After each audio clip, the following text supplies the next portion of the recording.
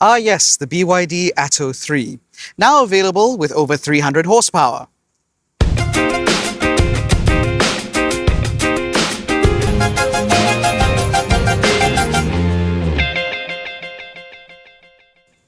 Now, before we get into the review itself, I have to provide a little bit of context. The BYD Atto 3 is arguably one of the most important EVs in our market, solely on the basis that when it arrived, it actually put EVs into sort of the mainstream conversation when it came to cars.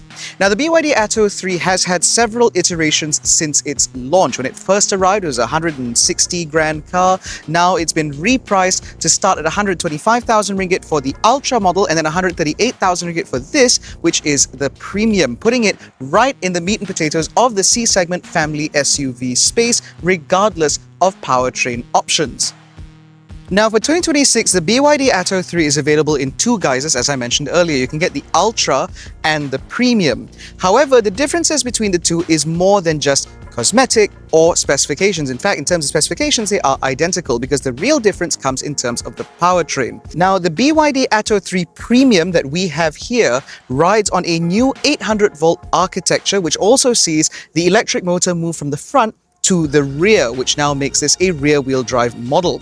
On top of that, power outputs have also been significantly increased, offering this car over 313 PS and over 300 Newton meters of torque, which means that this, which is a family SUV, may I remind you, can now go from 0 to 100 in just 5.5 seconds, putting it in line with rear-wheel drive models of the BYD Sea Lion 7, among others. The other big difference comes in terms of charging as well as overall range, because this BYD Premium now rides on a bigger blade battery, which gives this car a WLTP range of over 500 kilometers. On top of that, DC charging has also improved. Where this car used to accept only 88 kilowatts, this car now accepts 220 kilowatt DC, which means 10 to 80% takes under half an hour. And for the Atto 3 Premium, AC charging has also been improved, up from 7 kilowatts in the Ultra to 11 kilowatts in this model, which means that a 10 to 80% charge, or rather a dead to full charge, will take 7 hours.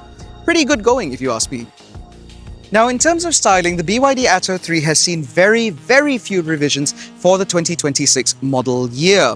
Now, that's because the BYD Atto 3 was designed by BYD to be a vehicle that is generally inoffensive, which we have accused it of being rather forgettable. Now, those aesthetic revisions that this car has undergone have not really helped in any way, but at least it does help differentiate it from other models. So for example, up front, we still get the full LED headlights here, replete with an LED light bar that stretches from one end all the way to the other with the LED indicators that live up here. In terms of the headlights, these remain automatic high beam units, although I will note that the beam pattern has been adjusted ever so slightly in order to give this car a wider, more even beam pattern, which does seem to be a little bit stronger compared to models previously. However, moving further down, that's where you get a brand new bumper design, where we've lost the old dog bone design. Instead, we have this sort of piece of contrasting black finish here, which is impossible to see on a black car.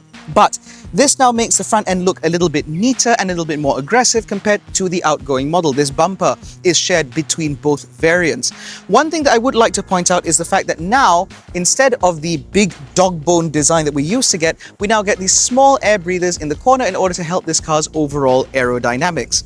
Another improvement actually comes in terms of storage. Because this car has moved from front to rear-wheel drive, it has freed up a lot of space up front, where underneath this bonnet you will find a 110-litre storage area. Is it 100 litres? Something to that effect.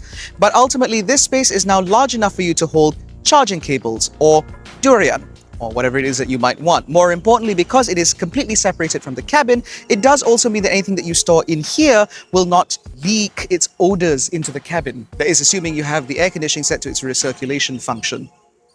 Down the side, there are very few changes to note, limited only to a couple of details. Now, in terms of rolling stock, there are differences between the two, because for the Ultra model, you still get 18-inch alloy wheels, but they're wrapped in the identical dual-tone alloy wheel design with the diamond cut finish that we've seen before, which to me looks a little bit more upmarket compared to these, which are shot on the more expensive car. They're still 18-inch alloys, and they're still wrapped in Continental Eco Contact 7 tires, which is suitably high performance for this application. However, because of the single-tone design of this wheel, it looks less expensive than the one on the Ultra. If that makes sense to you? Anyway, Now, beyond that, another significant change actually comes in terms of this sort of fender panel here. Because with the BYD Atto 3 previously, the charge port used to live up here on the fender panel on the other side, which meant that on either side of the vehicle, you'd get a little fin here that said BYD Design, as if we didn't know BYD designed their own cars. However, they have removed that altogether in order to move the charge port to the rear on the driver's side, which now makes it a lot more in line with more modern EVs. Aside from that, this lower panel here has also been very mildly redesigned, but overall, there are no other changes to report to this car. The BYD Atto 3 continues to look very familiar in our market, and I suppose that this mild redesign is in order not to upset the market too much, because heaven forbid we get a boldly designed car. It might give people heart attacks. One other change to this car, which I think is quite interesting, is the fact that we used to get this sort of fin-like pattern back here with a quarter panel. However, now that's been replaced with this quarter glass panel here, as well as a little bit of black contrasting. Again, it is unfortunate that our car here is black, because it would have been much easier to demonstrate this on a lighter colored car, but there we are. A small change, but it actually requires significant engineering, so I'm very surprised that they put that in for a facelift. Now, the back of the Atto 3 has also seen a very mild design refresh. Although the dirt that you see on this car doesn't come as standard, you actually have to drive the car to do that. Now, it starts here at the top, where the rear spoiler has been mildly redesigned in order to integrate these two new third brake light housings here, which now sort of display in a pause sign when the brake light is on, which is something that a lot of Chinese cars seem to have now. And then moving further down, you still get the BYD badge here, but you now get redesigned tail lights, which have a sort of infinite weave type effect. Yep. Proton. Anyway, the redesign of these taillights also mean that while it still retains the LED light bar, it is now more homogeneous with more modern, newer BYD models, such as the Seal 6, as well as the upcoming upgrade to the BYD Dolphin. You still get scrolling indicators, however, the brake lights have now been moved inboard, which I find to be an interesting choice. Moving further down, we also get a redesigned lower bumper here with the same sort of threaded effect as we've seen from the front bumper, and overall I do think the back end of this car does still look pretty alright for what it is. Now, what has changed actually is in terms of cargo space. Now, that's because there is technically slightly less room in the back of this car as a result of the electric motor now moving to the rear. And as a result, it means that in terms of lower floor storage, there is now significantly less than there used to be, but there is still just about enough to fit like an emergency granny charger. Now, if you fold the rear seats flat, which can fold 60/40, you do get a flat load bay. However, there is now a significant lip to this boot, which means that anything that you want to put in or take out, you'll have to lift over this bridge here. But overall, it does seem pretty much all right. Now, one of the ways that BYD has been able to claim that this cargo space is now bigger is by simply redesigning this space. So while there used to be netted areas to hold smaller items, etc., that's now all gone in favor of maximizing the room in here with little scallops and cutouts on either side. There are a couple of tie-down hooks, but that's it. One of the more interesting omissions is the parcel shelf. Now, the BYD Atto 3 used to come with a fixed sort of hard tonneau cover kind of thing, which is not available in this premium model. However, there are fittings here for what appear to be a roller shutter for this space. However, it doesn't seem to be bundled with the car, which I think is an interesting choice. More interesting is the fact that if you were to buy the BYD Atto 3 Ultra, which is the lower spec entry-level Atto 3 model, you still get the hard tonneau cover. So you get less things with the more expensive car? Now, the interior of the BYD Atto 3 has also seen some revisions, mostly because it seems that BYD has finally gotten off its acid trip. So, for example, where this interior was previously designed to mimic or be inspired by a gym, now this interior doesn't feel like that anymore. Because, for example, the dash front, which used to be ribbed, is no longer ribbed. And more importantly, the color scheme in here is now significantly more somber than before. So it's no longer blue and white or any other funny colors. It's just sort of black and gray with this sort of brush material here. It just feels a lot more mature, which is nice. The same goes for the door cards, where again, you get the same color scheme. And more importantly, we've lost the barbell type design thing for the grab handle. Now it's sort of this nice soft touch material, which is again more in line with customer expectations. On top of that, we've also lost some of the contrast stitching that used to be in some garish color that I can't remember. Now it's all done up in yellow, so you get yellow contrast stitching here, more yellow contrast stitching on the seats, more yellow contrast stitching on the steering wheel, and again it all just looks a little bit more adult, a bit more grown up, which is exactly what we want to see from BYD, particularly for a car like this, which is meant to sell in very large numbers, so a very large sort of subset of buyers. And so overall, this does feel pretty good. Now, aside from that, the technology has also been given a little bit of an upgrade. Just a little bit. Bear with me.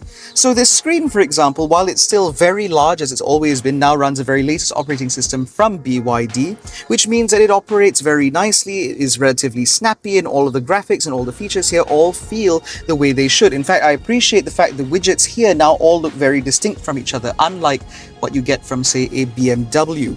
More importantly, you now get this navigation bar down here, which never disappears, even if you have Apple CarPlay or Android Auto running. And more importantly, they have sought to refine this system by taking away some budget from making it rotate. That's right, this now no longer moves, because that was a feature that nobody really wanted anyway.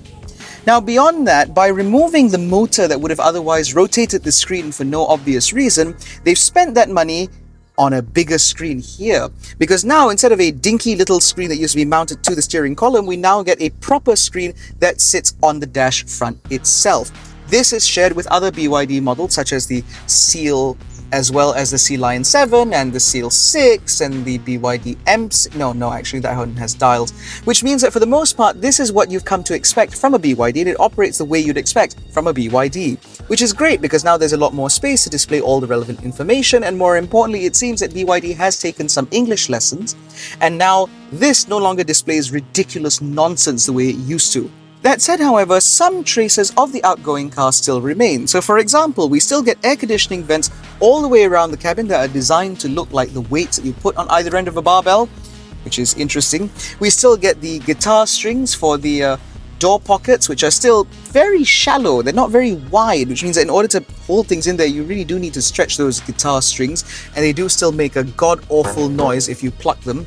So if you have children, good luck. However, because they've redesigned the center console to remove the gear selector, which now sits here as a column-mounted shifter, we now get a 50-watt wireless charging pad here, as well as another space to its left in order to hold, devices. You get a couple of cup holders. You get a bank of buttons here, which are identical to what we've seen in, for example, the BYD Atto 2, as well as a larger pocket here, which is large enough to sort of allow you to take your access cards and just let them disappear, which is nice. We also get a floating center console here where you'll find the USB ports as well as a 12-volt socket, which is nice to see. And you get a decently sized center console bin here, which is quite deep, with the bottom that is lined in felt. However, this space doesn't come with any sort of other features. There's no air conditioning vent, although this space is actually quite cool. And more importantly, the sides or the walls of this space are done up in hard plastic, which means that if you were to put anything in here, they might rattle about and make quite a noise. The same can also be said of this car's glove box, which is of a decent size, but again, is lined in hard plastic, which means that anything that you put in here will most likely rattle about and make quite a lot of noise as you're driving along. Now, a few other things in this car have also changed. Firstly, the steering wheel is now of a different design, again shared with the BYD Atto 2 as well as the BYD Seal 6, which is a little bit less interesting to look at, but it functions very well, and more importantly, all the buttons and switches all feel really good. Now, the seats have also been ever so slightly fettled, because now they do have slightly better under-thigh support in the sense that the seat bench is now a little bit longer. However, while they are electrically adjustable and ventilated on both front seats, they still lack base angle adjustment, which means that as you're sat in the seat, it is actually very difficult for you to get any sort of meaningful under-thigh support because you can't make this adjustment only for height. Which means that as you're sat here, you'll need to jack up the seat quite high in order to get any sort of under-thigh support. That said, however, at least everything in here is very adjustable, which means that finding a comfortable driving position is not difficult at all. And more importantly, visibility remains pretty easy given the fact that you have lots of glass all the way around, the window line is relatively low, and more importantly, I can adjust my wing mirrors through some buttons over here, unlike a lot of other cars which require you to dive into the screen. That's all very good. But the party piece of the Atto 3 has largely been its practicality, because sat behind myself, the front seats are in my driving position, about 170 centimeters. You can see I have a good amount of knee room, and despite this car's standard fit panoramic sunroof, I still have a pretty decent amount of headroom. And because the floor is completely flat, there is plenty of space for me to put my feet, and I can tuck my feet in underneath the seat in front of me in order to maximize under-thigh support, which means that even for adult passengers in the back of the Atto 3, life is pretty good. It extends also in terms of practicality, because I have a USB-C and USB-A port. I have pockets behind the front seats, decently sized door bins, again with guitar strings, which means entertainment for your children and an annoyance for you. And more importantly, everything in here still feels of the same high quality that you get in the front, with lots of soft touch plastics and only hard plastics in certain areas, but then again only if you really look for them. Now, you do get a couple of crotch coolers because they do live all the way down there. And more annoyingly, even though this car does have sort of a vent adjustment thing, it's actually very difficult for you to adjust the height level of this air conditioning vent to actually reach your face, which means that for the most part, it is designed to cool knees and balls. Now, in terms of space, you can fit 3 abreast back here without too much issue whatsoever, because this car is decently wide, and the center bench, or the center part of this bench, for example, is not all that narrow, which means that you can actually fit an adult here, although you wouldn't want them to be here for overly long periods. That said, if you only have 2 passengers in the rear, you can deploy this rear center armrest, where you'll find a couple of cup holders, and this does feel nice and sturdy. And if you have younger passengers, it will be very easy for you to fit a child seat in here, because the ISOFIX mounts are very easily located behind this sort of Velcro covered panel here. And because this car has a relatively long wheelbase, it means that fitting a rear-facing child seat, a bulky rear-facing child seat, should not be an issue whatsoever, and the doors do open a decent size. Now, there are a couple of things I would like to point out. Firstly, on all doors, you still get this ridiculous door handle type thing, which is very novel and very interesting to look at, but for some people is slightly less intuitive than one might expect. And in terms of sunglasses holders, is actually one above the driver's head, which is why I haven't noticed it, even though I've been driving this car for about 6 days. So it's on me. Now, beyond all this, the BYD Atto 3, in its move from front to rear-wheel drive, has also necessitated a few other changes. Firstly, the rear suspension has gone from a 4-point multi-link to a 5-point multi-link in order to accommodate that rear electric motor. But more importantly, according to BYD, because this car is significantly more powerful, they've had to make some significant revisions to the way this car drives. So let's see if they're lying. Now, as I mentioned earlier, this enormous power bump for the Atto 3 has necessitated some revision to this car's suspension.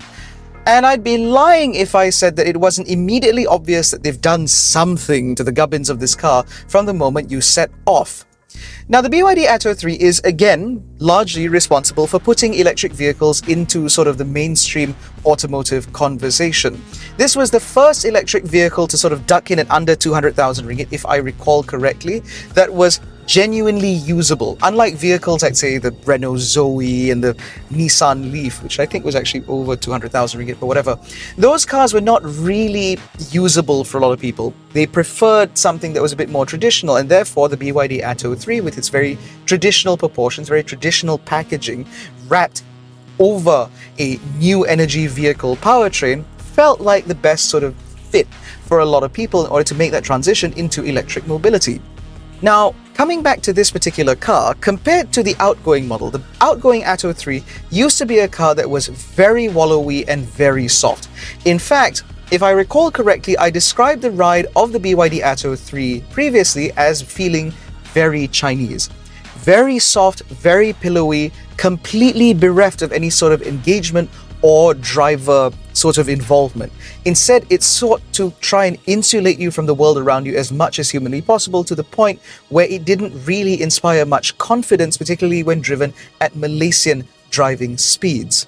However, the BYD Atto 3 has since then gone on to many other markets around the world. The Atto 3, for example, is now available in Australia. It's available in Europe. It's available in many, many different places. And as a result, they've now gotten a lot more feedback compared to a bunch of whinging Malaysians who used to say that their cars were too soft. And now, I suppose, as being part of that chorus of people who've all said that the Atto 3 drives like a wet towel, they've revised this car's driving experience quite thoroughly. So, from the get-go, you now feel that this car is a lot stiffer than it used to be. The primary ride on this car now feels a lot firmer. It feels a lot more European in that sense, where you have this very strict adherence to a single rebound sort of setup. As a result, it doesn't mean that this car is uncomfortable, not at all, but instead it just feels that the car sort of settles down a lot faster after it's been interrupted by some terrible road surfacing. The secondary ride on this car, the way it deals with potholes and stuff like that, is also significantly stiffer. And as a result, it means that as you drive along, it doesn't seek to sort of smoothen out every imperfection on the road, but instead what it does is it transmits just enough information back to the driver so that you know what's happening. And more importantly, it does feel like, as a driver, I'm getting a lot more information from the vehicle, and more importantly, because it settles down a lot quicker and because this suspension just feels a lot more just dialed in. As a result, it means that, again, as a driver, it feels like I know what the car is doing at any given time, which gives me a greater sense of confidence, not just when I'm driving about in town, where perhaps a softer suspension setup might have been favored, but more importantly, when I'm cruising at speed. Malaysians like to do that. And so having a car like this that's actually able to meaningfully cover distance in a way that feels a lot more planted, a lot more sorted, just feels like a much better proposition overall. Now, the benefit of all of this is when you're driving through corners and so on, this car now feels a lot more sorted. The body control is infinitely improved over the outgoing vehicle. And as a result, again, it just gives you a sense of confidence that the outgoing model simply could not give you. And more importantly, both as a driver and as a passenger, this feels like a much more natural place to be. Because as a passenger, for example, in the back of an Atto 3, you used to sometimes be susceptible to some degree of motion sickness, whereas now, because this car moves with the road the way it's supposed to, the way all good cars generally do, it means that, again, it just feels like a much more pleasant place to be. Now, the other benefit of some of these changes is the fact that it now helps you harness the power that this car now comes with a certain degree of confidence. Now, the Atto 3 was never a particularly slow vehicle, and as an electric car, naturally it had that sort of explosive off-the-line torque that you'd expect from an EV. However, with this car, now with significantly more power and significantly more torque, it is significantly faster. Again, 0 to 100 in 5.5 seconds is nothing to be scoffed at. If we wind the clock back like 15, 20 years, those used to be the sort of numbers that you get out of supercars like Ferraris and Porsches and whatnot. Now you can get it in a BYD Atto 3, the sort of car that you could put your kids in the back of. And as a result, it means that whenever it is that you're driving, in any situation that you might be in, you're distinctly aware that your right foot has command over significantly more power than before. This is beneficial in several areas. Firstly, when you are trying to merge onto a motorway, for example, it's very easy to get up to motorway speeds. That's always nice to see. And on the other hand, it also means that when you are already at motorway speeds, if you want to overtake, for example, this car now has a slightly higher bit of headroom to allow you a bit more opportunity and a bit more ability to overtake vehicles at speed before you then come back to a safe cruising speed, the way you're supposed to, like a safe driver. As a result, it feels like the Atto 3 has a much larger breadth of ability. And then there is the matter of refinement. Now, the BYD Atto 3 has always been a relatively quiet vehicle to drive, but it feels like some refinements have been made in order to make this 2026 model year version, also known as the Atto 3 Evo, a little bit better.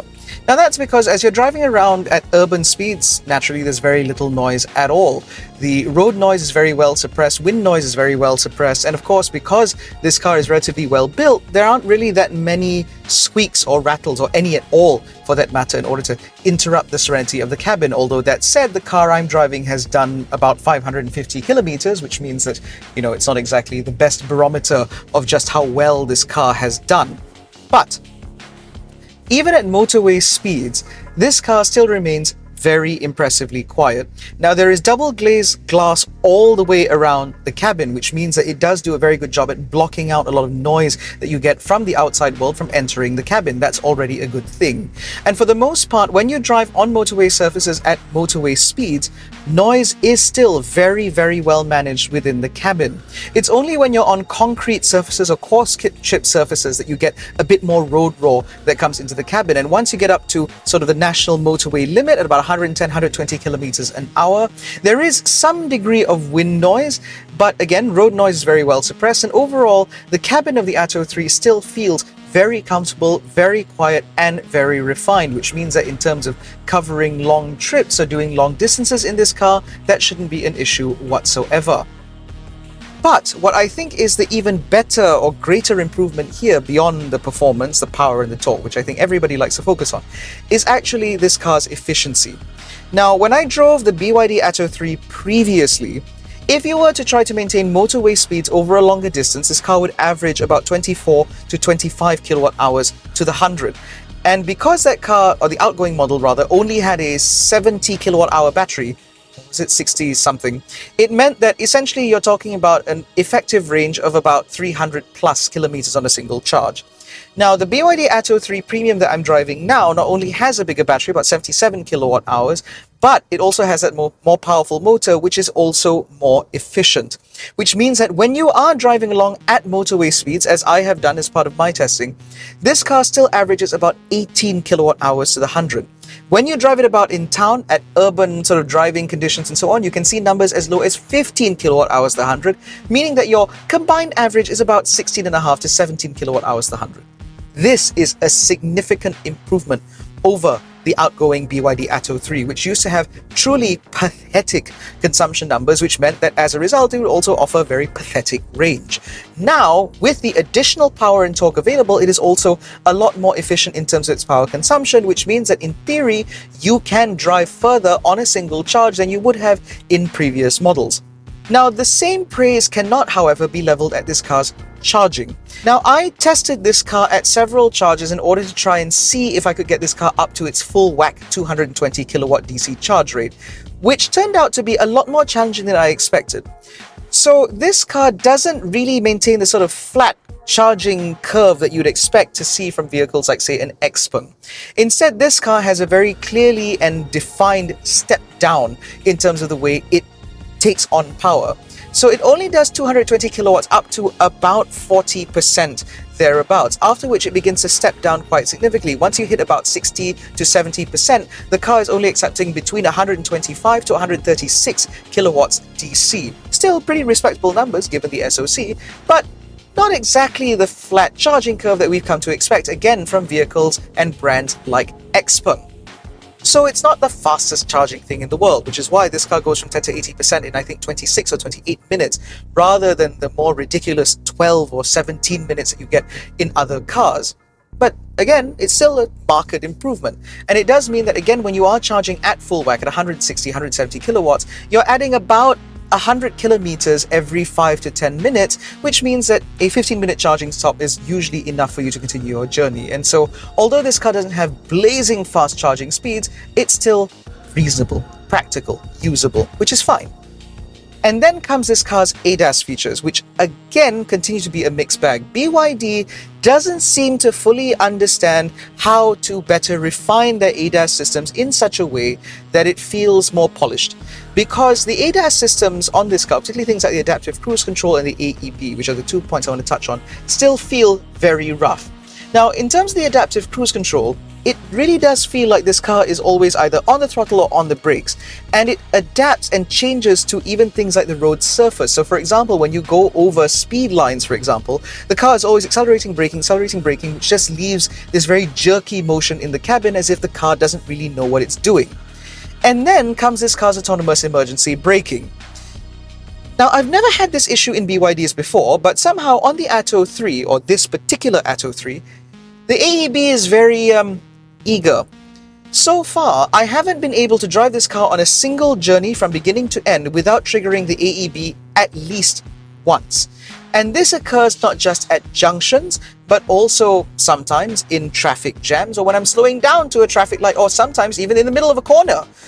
It's unbelievable. This car just constantly wants me to stop.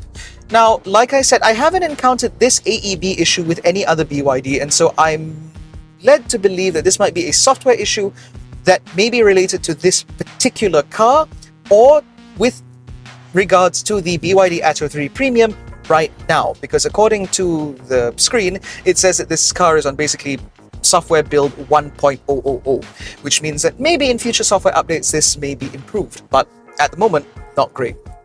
So where does this leave the BYD Atto 3? Well, over the last few years, where the competition has gotten a lot stiffer with the arrival of competitors such as the Proton EMA 7 BEV, as well as the MG S5 EV, as well as various other vehicles sort of within this space, the Atto 3 has sort of fallen by the wayside. It's become a forgotten entrant within this space, even though it is very much a trailblazer within this area or within this segment. And so with this update, unfortunately, the lack of aesthetic changes does mean that it's not going to excite the market as much as a full model change or a more significant aesthetic revision would have. But the changes that have occurred underneath the skin means that the BYD Atto 3 still feels fighting fresh. 800-volt architecture, rear-wheel drive, significantly improved performance, and most importantly, far improved ride and handling means that this is a car that a lot of people need to be considering right now if you're looking to buy within this space. Once again, the BYD Atto 3 starts at about 125,000 ringgit and rises to 138,000 ringgit for this premium model, which means that it is roughly in the ballpark of other C-segment family SUVs, regardless of whether or not they have an engine or a plug-in hybrid system or are in fact BEVs like this. And as a result, I do think that the Atto 3 is worth considering. This is a very well-engineered, well-put-together car with a really solid, likable package. And as a result, I do think the Atto 3's appeal has broadened significantly with all of these changes.